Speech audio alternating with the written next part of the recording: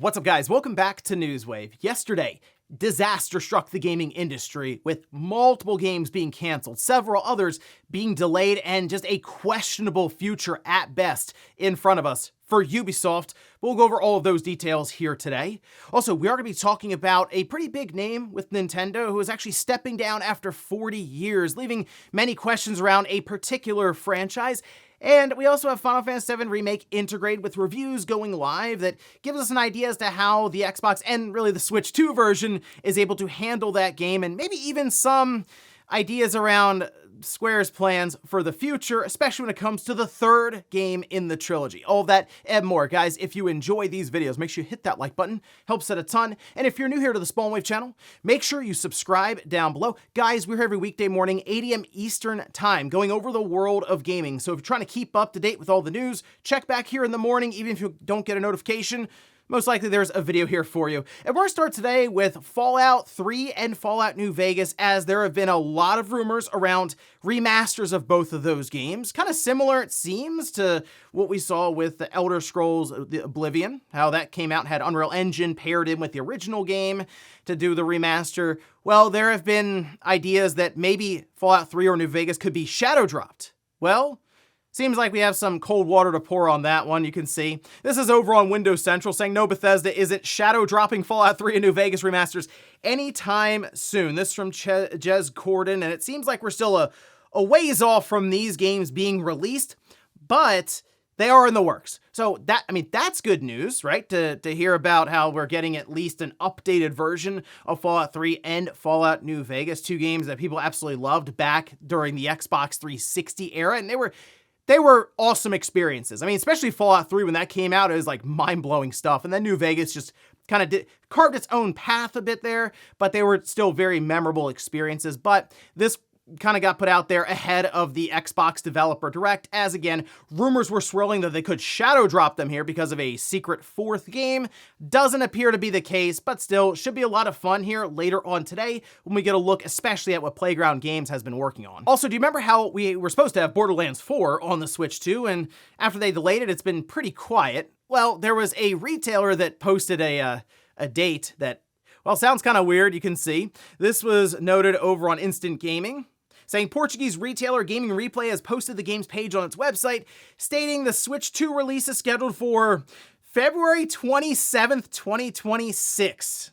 They do note it remains to be seen if this is accurate information or just a mistake. I would assume that this is probably just a placeholder date, because that's like the same time that Resident Evil Requiem's coming out, and I have no idea why you would put Borderlands 4 right next to a new Resident Evil game that will be on the same platform and that's going to pull a lot of the attention. Yeah, sure, it's a new game to that platform with Borderlands 4, but there are also just many people who have already played it and I don't say moved on, but at least experienced it, and they're good. They're seeing the brand new title coming up on the same day. So I would like to think they either get it out well before then or maybe sometime in March or April, but that is still quite the delay for the Switch 2 version of Borderlands 4, no matter which way you look at it. Oh, and we did get an update on Crimson Desert. That was another game that got delayed, but we now have what seems to be more of a firm release date, because you can see on their social media account, they're thrilled to announce that Crimson Desert has gone gold. On behalf of the team at Pearl Abyss, thank you to our fans around the world for your support and for reaching this milestone with us. They do note there, March 19th, so few months from now, and this is a game that still kind of falls into that I gotta see it to believe it territory, because, well, I mean, one, the game is built on their proprietary engine, so it'll be cool just to see that at all, right? To see a new engine that's not Unreal Engine again, but kind of all the things they've shown so far, it's in a very controlled environment, of course, with them showing it themselves.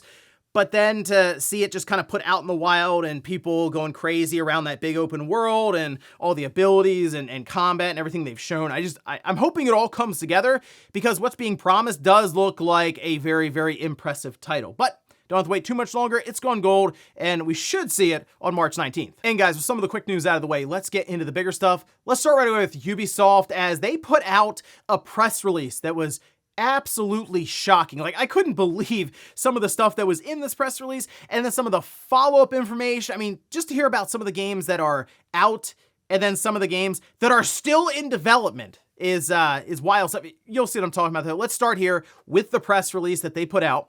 At the top saying, today, Ubisoft announces a major organizational, operational, and portfolio reset designed to reclaim its creative leadership, regain agility, and drive a sharp rebound, renewing the group's trajectory toward sustainable growth and robust cash generation. The new operation model will further empower the execution of the group's strategy centered on open-world adventures and games-as-a-service native experiences, supported by targeted investments, deeper specialization, and cutting-edge technology, including accelerated investments behind player-facing generative AI. That's Ubisoft for you. Brought to you by the same company who was really excited about NFTs to the point where they launched their own marketplace. What could go wrong? Okay, they say Ubisoft's new operating model will be structured around 5 creative houses. These will be supported by a creative network providing development resources, shared core services, and a reshaped headquarters. This new organization will start operating early in April. And like you can see, they have their different houses here and what they'll be responsible for. And they have them listed 1 through 5, with 1 being titled Vantage Studios. So they have brands like Assassin's Creed, Far Cry, Rainbow Six, the second house, The Division, Ghost Recon, Splinter Cell. Okay, so Splinter Cell is still in there, people, all right? And for the third house, they have For Honor, The Crew, Riders Republic, Brawlhalla, Skull and Bones. Whew, this is close. Still got Skull and Bones. The fourth house has Anno, Might and Magic, Rayman. That's good news, at least. Prince of Persia, still there. And Beyond Good and Evil. Get to that in a minute. And then the fifth house has brands including Just Dance, Idle Miner Tycoon, Catch Up, Hungry Shark, Invincible, Guarding the Globe, Uno, and Hasbro. Okay, so far, it's just kind of some boring, like, hey, these are some initiatives we're going after. This is some restructuring. Unfortunately, along with restructuring, typically comes cancellations, delays, and layoffs, and it seems like they've hit the trifecta here. But let's talk about the games that have been canceled. You can see this as part of their press release, and they just cut right to it. Ubisoft has discontinued 6 games that do not meet the new enhanced quality, as well as more selective portfolio prioritization criteria at group level. These include Prince of Persia: The Sands of Time remake, as well as 4 unannounced titles, including 3 new IPs and a mobile title. So who knows what those unannounced games were then. If they were new intellectual properties, it could have been anything. It'd be more the concept than anything else as to what they were. And then the mobile title, I'm sure many of you are very sad to hear about that one. But obviously the big one is Prince of Persia: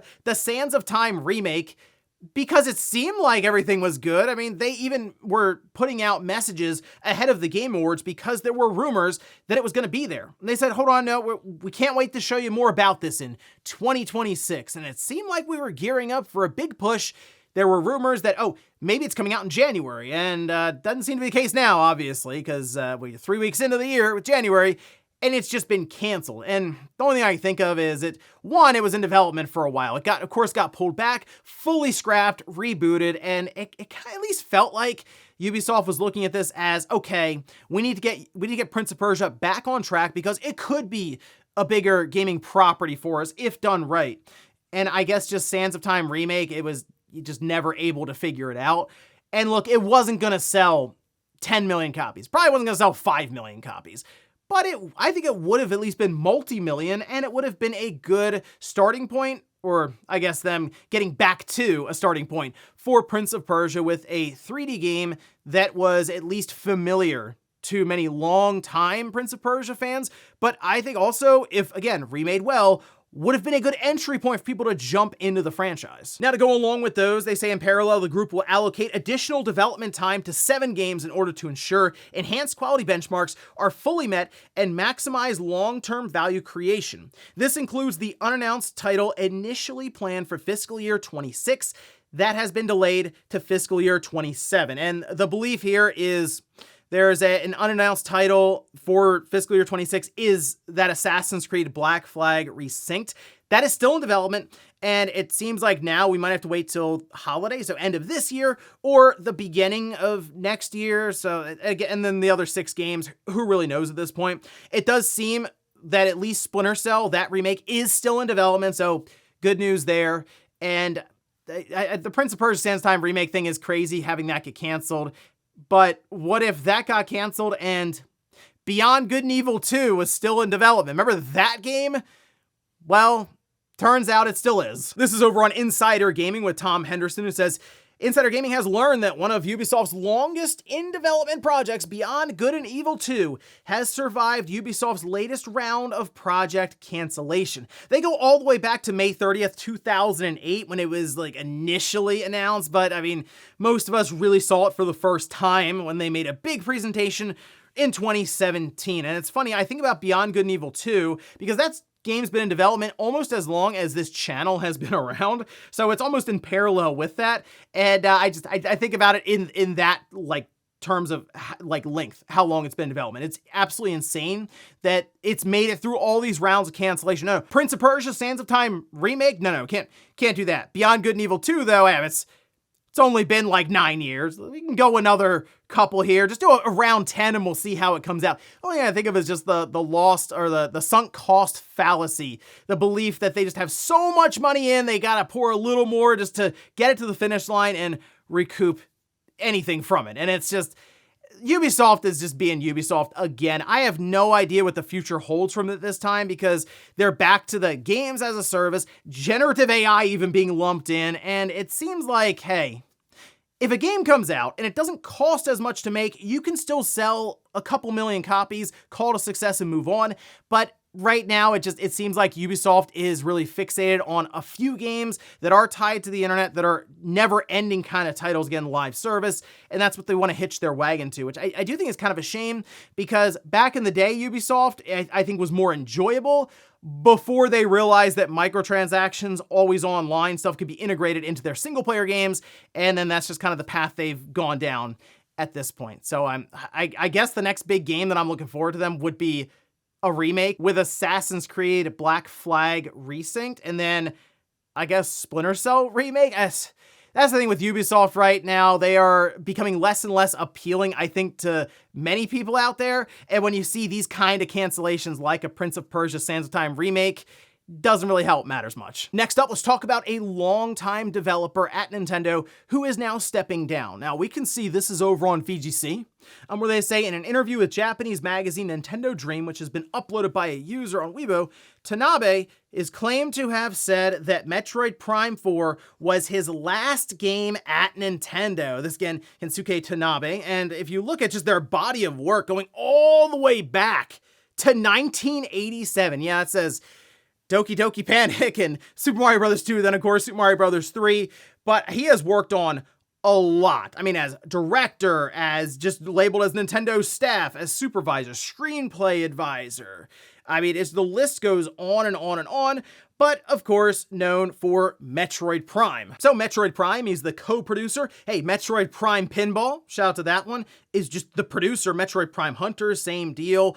Metroid Prime 2, Metroid Prime 3, and then, of course, Metroid Prime 4 Beyond, where he's the producer and scan text writer. Now, he is moving on, and that does once again bring up the question around the future for Metroid Prime. And I feel like that's already been brought into question with how Metroid Prime 4 turned out, where it didn't meet the mark. All right, it's a good game that should have been great, and that's kind of it, which is unfortunate because Metroid Prime 1, 2, and 3 are known as just great games. I mean, the bar legitimately was 90 or above on Metacritic, and Metroid Prime 4 hit well below that, but when you play through it, I just look at it as like the weakest Metroid Prime outright, under 1, 2, and 3, and that is, it's not a great spot for the franchise to be in, as we see Tanabe on his way out. So, I don't know, maybe this could be a situation of somebody comes in and has fresh and interesting or new ideas,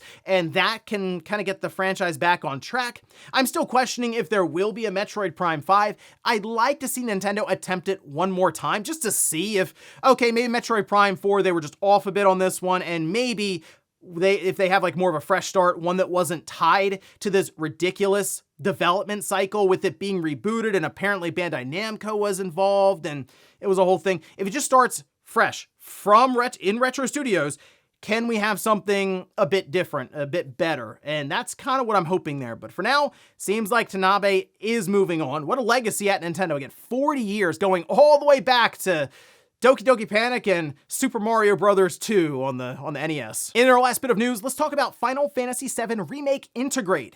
It is out now on the Switch 2 and the Xbox, and that pretty much completes at least the initial release for the trilogy that we're currently in for Final Fantasy VII across the board on all different platforms. And I think that's a position Square Enix wants to be in as they go into the final part of the trilogy. We'll get to that in a second, though. Let's take a look over on Metacritic. Now, this we can see is for the Switch 2. Unfortunately, the Xbox had 4 reviews, so I don't even think it has a score yet, but on the Switch 2, there was a lot of interest in this one because it was kind of being touted as more of a technical showpiece for the hybrid device, and it's currently coming in at an 88. That's 35 positive, 1 mixed, 0 negative, and when I went through the reviews, for the most part, anything on the content side, if you've played Final Fantasy VII Remake Intergrade at all in the past, I mean, it's still that game. So you can look at reviews for even when it first came out back on the PS5, it's going to be similar in terms of the content then and people's opinions around the plot or anything else there. This was, again, all I think about mostly the tech side and if the Switch 2 can legitimately keep up for something like this, and go figure, it can. In fact, Digital Foundry did an entire breakdown. This was very, very good. And it seems to fall in line of somewhere between the PlayStation 4 and the PlayStation 5 version of the game. And I think that's what most people were expecting, considering it is 30 FPS.